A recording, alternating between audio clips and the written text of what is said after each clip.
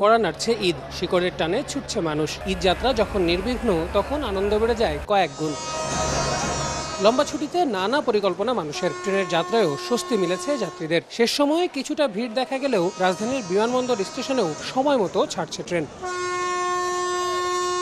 কর্মব্যস্ততা শেষ করে বাড়ি ফেরা, এটা এর চেয়ে বড় স্বস্তি আর কিছু নাই। পরিবার পরিজনের সাথে ঈদ কাটানো, এটা অনেক স্বস্তির বিষয়। অনেক ঈদের চেয়ে ঈদে অনেক মাশাআল্লাহ ভিড়ভাড়টা কম, ঝামেলাও কম, সুন্দরভাবে বাড়ি যাওয়া যাচ্ছে। চলে যাইতো না, আমি যাই দেশে, আমার ভাই গেছে বাড়ি। এটাই তো আনন্দ, এর মতো আনন্দ আর কি আছে।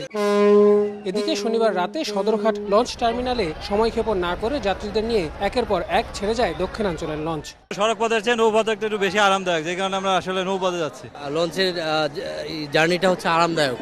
অন্যদিকে সড়ক পথের ঈদযাত্রার তুলনামূলক ভোগান্তি কমলেও অস্বস্তির গল্পও রয়েছে। মহাখালী ও সায়দাবাদের মতো বাস টার্মিনালে নাড়ির টানে ঘরে ফিরছে মানুষ।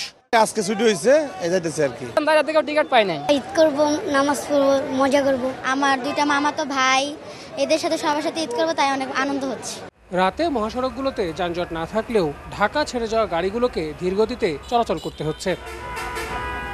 আল আমিন তুষার, সময় সংবাদ, ঢাকা।